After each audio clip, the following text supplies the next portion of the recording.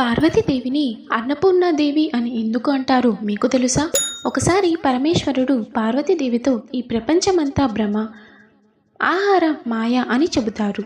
ఆహార దేవతైన పార్వతీదేవికి కోపం రాగా ఆహారం యొక్క ప్రాముఖ్యతని అందరికీ తెలియచేయాలని పార్వతీదేవి అదృశ్యమైపోతుంది.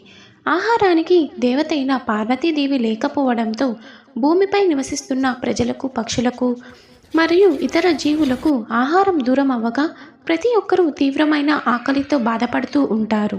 అది గమనించిన పార్వతీదేవి శాంతించి ఆమె మళ్ళీ భూలోకంలోకి తిరిగి వస్తుంది. పైగా తన నగరమైన వారణాసిలో తనే స్వయంగా వంట చేసి అందరికీ ఉచితంగా భోజనం పెడుతుంది. తప్పు తెలుసుకున్న పరమేశ్వరుడు పార్వతీదేవి దగ్గరికి వచ్చి భిక్షయటన చేస్తారు. వచ్చింది పరమేశ్వరుడే అని తెలుసుకున్న పార్వతీదేవి చిరునవ్వుతో ఆయనకి భోజనం పెడుతుంది. అలా ఆమె అన్నపూర్ణాదేవి అయ్యింది.